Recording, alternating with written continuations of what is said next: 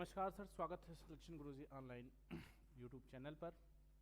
और आप सभी लोगों का आज सिलेक्शन बैच में एसएससी जीडी के स्पेशल प्रैक्टिस सेशन बैच में हम आपका स्वागत करते हैं। और कुछ इंपॉर्टेंट क्वेश्चंस की सीरीज़ के साथ हम आज फिर जुड़ रहे हैं आपके साथ, जो जीडी के एग्ज़ाम के पॉइंट ऑफ व्यू से बहुत इंपॉर्टेंट हैं, जो इसलिए बहुत महत्वपूर्ण हैं कि तैयारी में क्या पढ़ना है और क्या छोड़ना है। तो लेट्स स्टार्ट। पहला क्वेश्चन है आज का, ध्यान दीजिएगा कि एक कार्य को P और Q 8 दिनों में, Q और R 12 दिनों में तथा R और P सॉरी ये R है,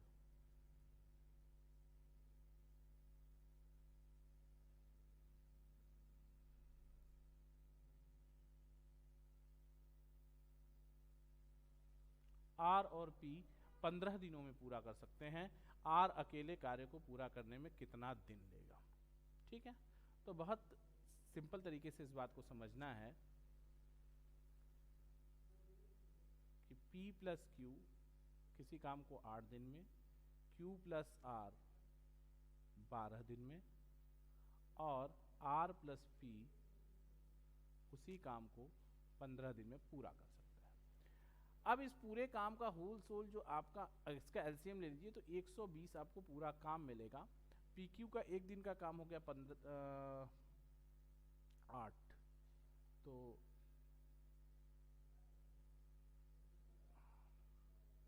15, ये हो गया 10 और ये हो गया 8, 15 × 120, यानी 8 × 5 = 13, 1 3 33 काम कितने लोगों का हो गया? 2P plus Q plus R। P जैसे 2 आदमी का, Q जैसे 2 आदमी और R जैसे 2 आदमी का एक दिन का काम 33 है। तो बहुत सीधी सी बात है कि PQR का एक दिन का काम, आदमी आधा तो काम भी आधा, 33/2 हो जाएगा। इतनी बात में तो कोई तकलीफ नहीं है, सिंपल सिंपल सा सवाल है।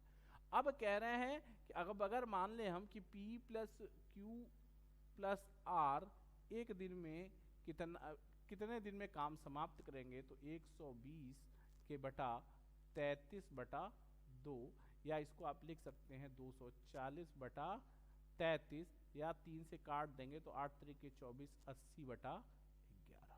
यहां तक कोई दिक्कत नहीं है। PQR उस काम को 80/11 दिन में कर सकते हैं। तो P plus Q plus R का एक दिन का काम कितना हो जाएगा?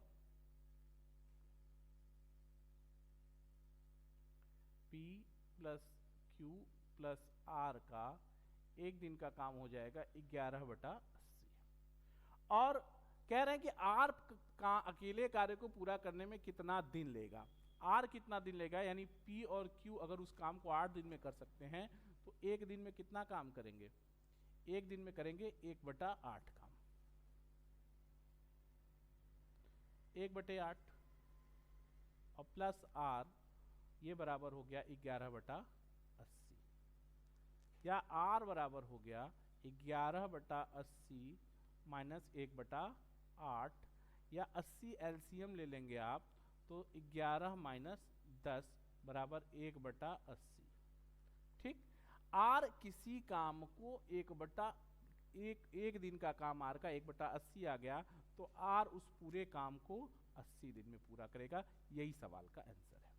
एकदम एक्सप्लेन करके मैंने आपको बता दिया क्या इसका मेथड है। ठीक है, नेक्स्ट क्वेश्चन है।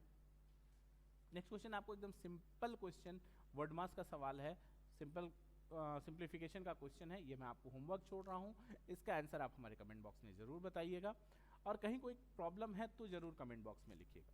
कह रहे हैं कि अंकित मूल्य पर 10% की छूट देने के बाद एक वॉशिंग मशीन का मूल्य 28,800 है। अंकित मूल्य पर 10% की छूट देने के बाद एक वॉशिंग मशीन का मूल्य 28,800 है।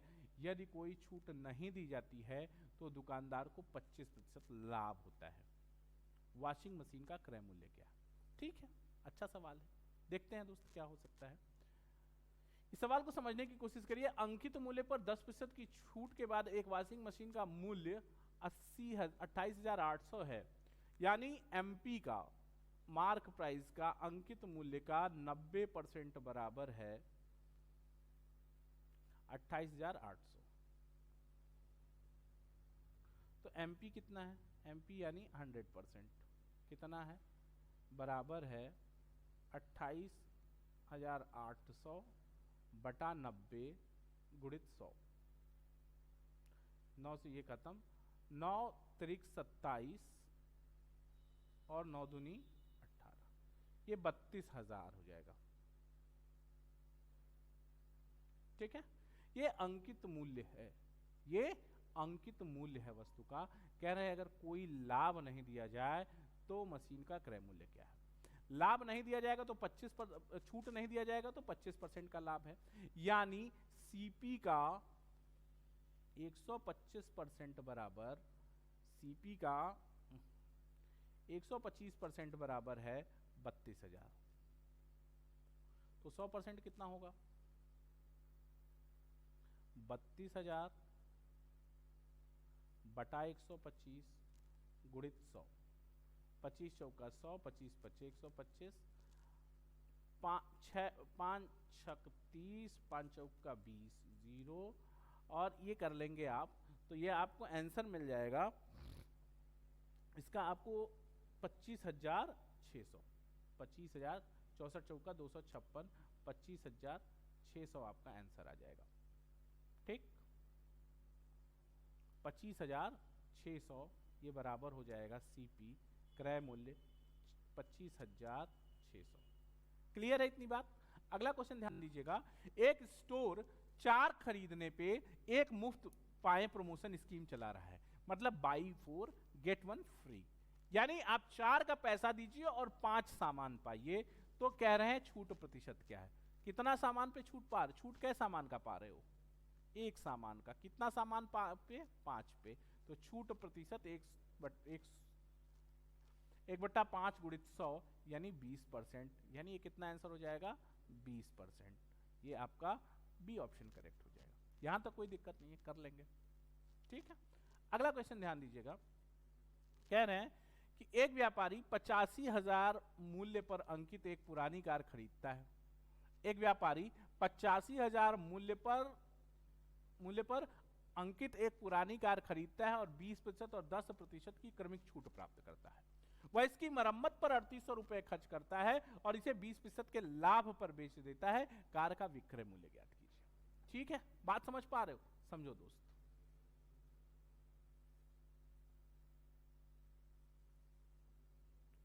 ₹85,000 है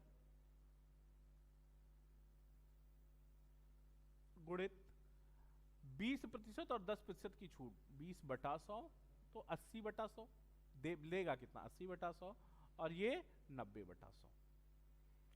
4 0 4 0 से खत्म हो गया, यानी कुल मिला के उसने जो पेमेंट किया उसके लिए उस जो कार है उसकी सीपी हो जाएगी 61,200। सॉल्व कर लेंगे आप इसको, कैलकुलेशन को, तो आपको मिल जाएगा 61,200 और 3800 रुपए उसने मरम्मत और रिपेयरिंग पे खर्च कर दिया। तो उसका कुल कास्ट, कुल सीपी आ गया 0,004 और 1 5, 65,000, 65,000 रुपीज उसकी कुल क्या आ गई? कुल आपको उसकी कास्ट आ गई। और कह रहे हैं कि 20% और इसे 20% के लाभ पर बेच देता है। कार का विक्रय मूल्य एसपी क्या होगा? तो एसपी इज इक्वल टू, अब ये 65,000 है गुरु, और 65,000 का 20% तो 13 पचे 65, 13,000 होगा और 13 छाक 78 यानी 78,000 कार का विक्रय मूल्य हो जाएगा। ये आपका आंसर है। यहां तक कोई दिक्कत नहीं ना? बात समझ रहे हो? 85,000 रुपए पे पहले 20% की छूट यानी 80% का पेमेंट, फिर 10% की छूट यानी 90% का पेमेंट, ये मिलके हो गया 61,200 और 61,200 में 3800 रुपए रिपेयरिंग पे खर्च हो गए, तो कुल खर्च 65,000 हो गया। ठीक, विक्रय मूल्य पूछ रहा है, 65,000 पर 20% का उसको लाभ चाहिए, नहीं 13,000 का लाभ चाहिए। 13 पच्चीस 65, 1/5 होता है, 20% मीन्स 1/5। तो 65,000 का 1/5 कितना हो जाएगा? 13,000। 65,000 प्लस 13,000 बराबर 78,000। अगला सवाल, एक शहर में 12,000 मतदाता हैं, उसमें से 30% ने ए को, 25% ने बी को, और बी होना चाहिए यहां, बी को, ये बी है, बी को, और 40 ने सी को मत दिया, 40% ने। उन मतदाताओं की संख्या निर्धारित कीजिए जिन्होंने इन तीनों उम्मीदवारों में से किसी को मत नहीं दिया। तो 30, 25, 55 और 55, 40, 95, यानी 95% लोगों ने तो वोट दिया, 5% ने वोट नहीं दिया। तो 12,000 का 5% यानी 5/100, 00, 12 पंजे 60, ये 600, ये 600 है। ठीक है, इसे कहते हैं कि आप 600 लोगों ने वोट नहीं दिया, किसको, किसी भी मतदाता को।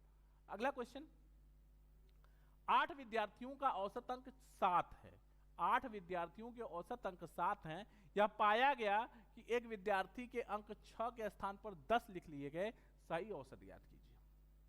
ठीक है, बात करते हैं।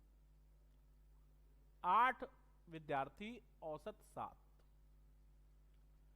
कह रहे हैं कि विद्यार्थी के अंक 6 थे, 6 के स्थान पे 10 लिख लिया गया, यानी कितना ज्यादा लिखा गया, 4 ज्यादा कंसीडर कर लिया गया। यानी योग में अगर 4 ज्यादा हो गया तो औसत में कितना ज्यादा हुआ होगा, 4 में 8 यानी 0.5। तो जो सही औसत होगा वो क्या होगा, सही औसत बराबर 7 - 0.5 यानी 6.5 हो जाएगा। क्लियर, सी ऑप्शन करेक्ट हो जाएगा। अगला क्वेश्चन ध्यान दीजिएगा,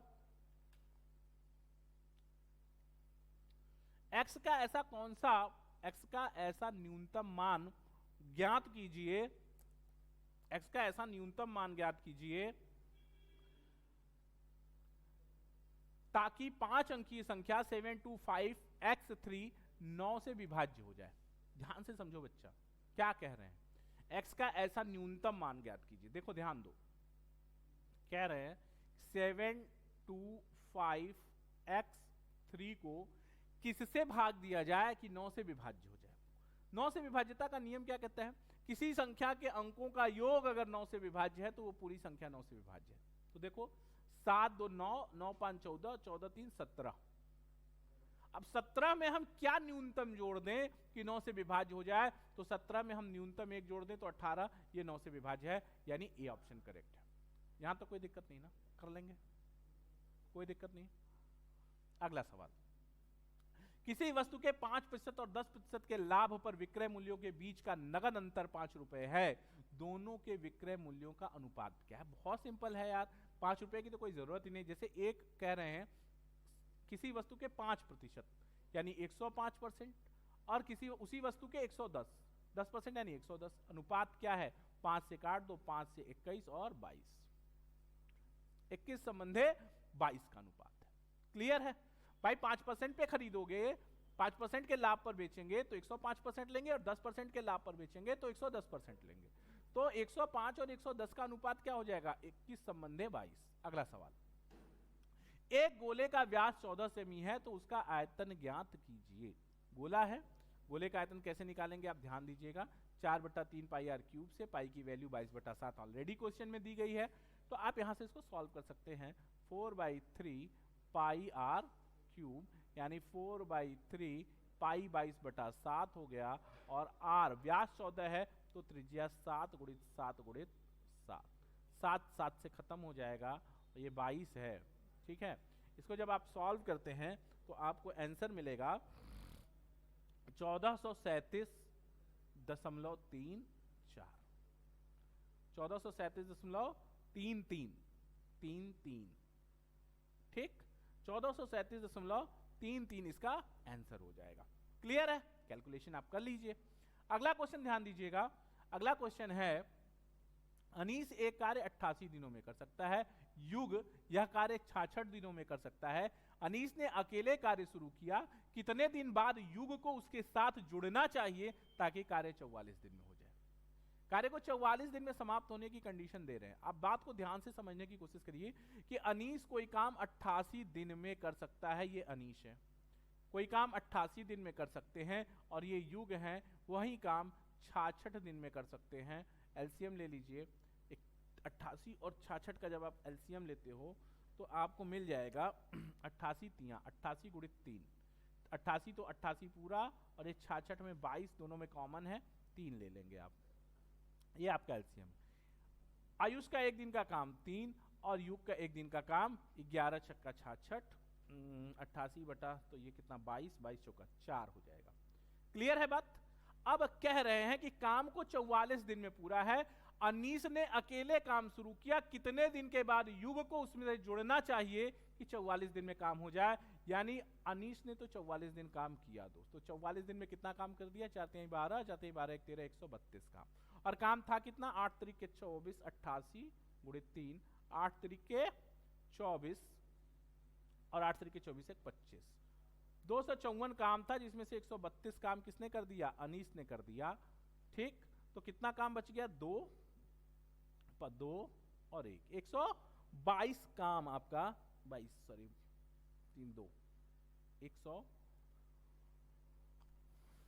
1 मिनट, 8 तरीके 24 2, 8 तरीके 24 2 26, 264, सॉरी ये 264 में से 132 जाएगा तो 132 बचेगा। 132 काम शेष रह गया। जितने दिन में, अब देखो ये 132 काम किसके मत्थे है, ये 132 काम आयुष को करना है। कितने दिन में करेगा आयुष, आयुष 132 काम 132 बटा 4, 4 3 12 और 4 3 12, 33 दिन में करेगा। यानी आयुष 33 दिन काम करेगा, अनीस 44 दिन काम करेगा। यानी काम आयुष को अनीस के साथ 11 दिन बाद लगाना चाहिए, तब काम जाके 44 दिन में पूरा हो जाएगा। ठीक है, इतनी बात में कोई तकलीफ नहीं ना, कर लेंगे। ठीक, आगे बढ़ते हैं। अगला क्वेश्चन कह रहे हैं कि एक समबाहु त्रिभुज जिसकी भुजा इकाई को एक समखटभुज बनाने के लिए शीर्ष से पर काटा जाता है, खटभुज का क्षेत्रफल। ठीक है, ऐसा सवाल जब आए तो इसका एक फार्मूला होता है। जब ऐसे खटभुज के सवाल आए तो इसका फार्मूला होता है, खटभुज है, सम बाहु त्रिभुज है, ए स्क्वायर अपॉन 2√3, ए स्क्वायर अपॉन 2√3 इसका आंसर होगा। ये आप फार्मूला एज अ फार्मूला है, इसको याद कर जाइए आप। ठीक, अगला क्वेश्चन ध्यान दीजिएगा। कह रहे हैं कि ए, बी और सी एक क्रिकेट टीम में 3 बल्लेबाज हैं। एक निश्चित मैच में उनके द्वारा बनाए गए रनों का अनुपात 6-7, 5-6-7, एबीबीसी हाँ, और 5-6 है। मैच के अंत में एबीसी ने मिलकर 856 रन बनाए, तो बी ने कितने रन बनाए। सिंपल सवाल है, ध्यान देते हैं। ए बी सी 6 7 5 6, 5 छक 30, 7 पचे 35 और 7 छक 42। ठीक, कुल रन कितने हैं, 856। 856 रन, 30 + 35 65 और 65 2 67 40 107 और 1 बराबर हो गया 8 × 7 = 56 8। कह रहे बी ने कितने रन बनाए, 35, बी का हिस्सा कितना आया 35, 1 बराबर 8 तो 35 बराबर 5/40 4, 8 पंजे 40 4 और 8 तरीके 24 4 28, 280। डी ऑप्शन करेक्ट हो जाएगा। यहां तक कोई दिक्कत नहीं है, कर लेंगे। अगला क्वेश्चन है, एक निश्चित राशि पर 2 वर्ष के लिए 10% प्रति वर्ष की दर से वार्षिक संयोजित पर चक्रवृद्धि ब्याज लिया जाता है। यदि मिश्रधन 605 रुपए है तो मूलधन ज्ञात कीजिए। सिंपल सवाल, रेट अगर दे दिया तो कंपाउंड इंटरेस्ट के सवाल में आप शेर है, कोई दिक्कत ही नहीं है। रेट का ही तो इशू है, रेट पता है तो फिर सब पता है। देखो कैसे, हमारा एक मूलधन पता करना है। ठीक है, कह रहे हैं कि rate of interest is equal to 10% और 10% का मतलब है 1/10, और अगर 2 साल का मामला है तो इसका स्क्वायर कर दो 100, यही मूलधन है। 100 मूलधन पर 10% की दर से 2 साल का चक्रवृद्धि ब्याज 10 और इसका 10% 1, 2 1 से गुणा कर देंगे आप तो 20 + 1 बराबर 21 होगा, और ये 21 ब्याज है। 100 मूलधन है तो 121 क्या है, मिश्रधन है। और 121 बराबर 121 बराबर मिश्र धन 121 बराबर 605 है, तो 1 बराबर 5 है। मूलधन 100 बराबर कितना है 500। ये आपका सी ऑप्शन करेक्ट हो जाएगा, एकदम फिंगर टिप पे ये क्वेश्चन सॉल्व हो जाएगा। क्लियर है? अगला क्वेश्चन, अगर कहीं कोई दिक्कत है सेशन में तो आप हमको हमारे कमेंट बॉक्स में ज़रूर भेजिए, हमारी टीम आपसे कांटेक्ट करेगी और आपका सोल्यूशन, आपको डाउट्स को क्लियर करने की पूरी कोशिश की जाएगी। कह रहे हैं ए, बी और सी ने क्रमशः 10,000, 15,000, 20,000 का निवेश किया। एक वर्ष बाद ए और बी प्रत्येक ने 5,000 अधिक निवेश किए, जबकि सी ने 10,000 रुपये निकाल लिए। व्यापार शुरू होने के 3 वर्ष बाद ए बी सी के लाभ का अनुपात क्या है? ए बी सी के लाभ का अनुपात क्या है? ठीक है, ध्यान देना, मैं पूरा क्वेश्चन तो चलिए प्रयास करता हूँ कर दूँ। 1 मिनट भाई, देखो 3 लोग हैं, बहुत साफ साफ लिख रहा हूँ, ए, बी और सी। 10,000 यहां क्या है 20,000 और यहां क्या है 15,000 बी 15,000।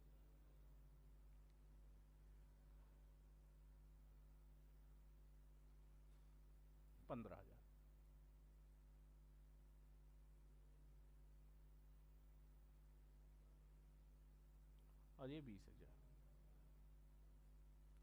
पहले तो इसके 3-3 जीरो निकाल ही दो, अनुपात निकालने कोई फर्क नहीं पड़ेगा। अब ये 10 रुपए कह रहे हैं 1 वर्ष बाद यानी 12 महीने तक लगे रहे, और प्लस कह रहे हैं कि ए और बी प्रत्येक ने 5,000 3 जीरो काट दिए होते यानी 5 रुपए अगले 24 महीने के लिए लगा दिया। इसने 15 रुपए 12 महीने तक लगाया और प्लस 20 रुपए अगले 24 महीने के लिए लगाया। और सी ने सी ने 10,000 रुपये निकाल लिए यानी 10 रुपये निकाल लिए। 20 ने 12 महीने तक काम किया 20,000 ने, प्लस 10,000 ने 24 महीने तक काम किया। तो 12 दहा में 120, 24 पच्चीस 120, 240, 15 पर हम 15 दहा में 150, 180 और प्लस 48 480 बराबर ये हो जाएगा आपको, ये आ जाएगा आपका 180 और प्लस 480, तो 0 8 8 16 1 4 1 5 1 6 6600। और ये 12 दहा में 12 दूनी 24 240 प्लस 240 यानी 480। 0 0 0, इसमें कुछ गड़बड़ हो गया क्या? 24 25 120 और 24 25 120 और 12 दहा में 120 240, यहाँ 240 212 नीचे 240 240 8 11 8। हाँ, यहाँ का कैलकुलेशन 20,000 12 महीने तक 20,000, तो 12 दूनी 24 240 और 10,000 निकाल लिया 24 ना, तो 12 दूनी 24 24 48 और ये 15 है यार, ये 10,000 लगा दिया ना तो 15, सॉरी तभी तो गड़बड़ हो रहा है गुरु, ये कैलकुलेशन यहाँ गड़बड़ हो रहा था। यहाँ 5,000 लगाया जा रहा है, निकाला नहीं, तो 10 5,000 को 0 काट दे तो 5 जोड़ देंगे 10 पचे 15, यहाँ पे भी कितना आ जाएगा 4800। अब आप काटो तो 6 से काटोगे तो 8 6 48, 11 छक्का 66 और 6 8 48, यही आपका अनुपात आएगा। 8 संबंधे 11 संबंधे 8, कोई दिक्कत नहीं, कर लेंगे यहाँ तक। अगला क्वेश्चन कह रहे हैं कि एक ट्रेन विपरीत दिशा से समान चाल से चल रही दूसरी ट्रेन को 5 सेकंड में पार कर जाती है। यदि पहली ट्रेन की चाल दोगुनी हो जाती है और दूसरे ट्रेन की चाल आधी हो जाती है तो दोनों ट्रेन एक दूसरे को पार करने में लिया गया समय क्या है? सिंपल सा सवाल है कि ट्रेन अगर, देखो ध्यान दो क्या कह रहे हैं आपसे कि दूरी देख लो पहले 5 सेकंड में। मान लो एक ट्रेन है, एक ट्रेन विपरीत दिशा से समान चाल से चल रही, यानी एक ट्रेन T1 है और एक ट्रेन T2 है, समान चाल से चल रही है, दूसरी ट्रेन को 5 सेकंड में पार करती है, यानी यस बराबर है। अब हम अगर ये मान लें कि S1 बराबर x तो S2 बराबर भी x, चाल। और कह रहे हैं तो अगर समान दिशा में गतिमान है तो चालें क्या हो जाएंगी, विपरीत दिशा में गतिमान, तो s1 + s2 बराबर 2x। दूसरी ट्रेन को 5 सेकंड में पार करती है, समान लंबाई की ट्रेनें हैं तो दूरी बराबर क्या हो गया, दूरी बराबर चाल गुणित समय। तो दूरी, ट्रेनों की लंबाई l + l 2l, 2l बराबर हो गया चाल 2x, समय 5 बराबर 10x। ये 10x लंबाई हो गई, दूरी हो गई। अब आपसे पूछ रहे हैं कि समय, इतना चाल, समय बराबर दूरी 10x बटा चाल। चाल क्या हो जाएगी, चाल कह रहे हैं कि एक की चाल आधी, पहली ट्रेन की चाल 2 गुनी 2x और दूसरे ट्रेन की चाल आधी यानी x/2 कर दें, यानी 10x अपान 5x/2 यानी कितनी हो जाएगी 2 और x से खत्म हो जाएगा, तो ये कितना हो जाएगा 5 दिन, तो 4 सेकेंड लगेगा। ठीक है, बात को समझने की कोशिश करो। दो ट्रेनें हैं, उनकी चालें बराबर हैं तो दोनों की चाल x हो गई, समान लंबाई की हैं तो l लंबाई 2l हो गया, दूरी बराबर चाल गुणित समय, तो कुल दूरी निकल आई कि एक दूसरे को पार करने में उन ट्रेनों को 10x दूरी चलनी पड़ती है। समय बराबर दूरी बटा चाल, पहले की चाल 2 गुनी यानी x को 2x कर दिया गया और पहले दूसरे की चाल आधी यानी x को x/2 कर दिया गया, तो 4 सेकंड का समय लगा। क्लियर है, आगे बढ़ते हैं। यदि किसी घन के प्रत्येक भुजा में 15% की वृद्धि की जाती है तो घन के आयतन में कितने प्रतिशत वृद्धि होगी। बिना पेन पेपर का सवाल है दोस्त। अगर एक साइड में 15% की वृद्धि है तो 15 + 15 + 15 बराबर 45% तो होना ही होना है, लेकिन और होगा 45। आंसर हमेशा 45% से ज्यादा आएगा और आपका ऑप्शन एक ही 52% है जो 45% से ज्यादा है। हिट एंड ट्रायल से आप कर लेंगे ये क्वेश्चन, समझ रहे हो। 15%, 15%, 15% अगर तीनों तरफ बढ़ेगा तो 15 या 45% तो उसको बढ़ ही जाना है। x + y + xy/100 एक बार लगाओगे, जो आएगा फिर उसमें x + y + xy/100 लगाओगे। अगला सवाल, एक ट्रेन P से चलना आरंभ करती है, station Q R S T से होती हुई और स्टेशन U तक पहुंचती है। प्रत्येक स्टेशनों Q R S और T पर क्रमशः 2 मिनट, 4 मिनट, 6 मिनट, 8 मिनट रुकती है। P और U के बीच की दूरी 50 किमी है। स्टेशन P और U के बीच ट्रेन की औसत चाल क्या है यदि यह स्टेशनों के बीच 70 मिनट के लिए एक समान चाल से चलती है। ठीक है,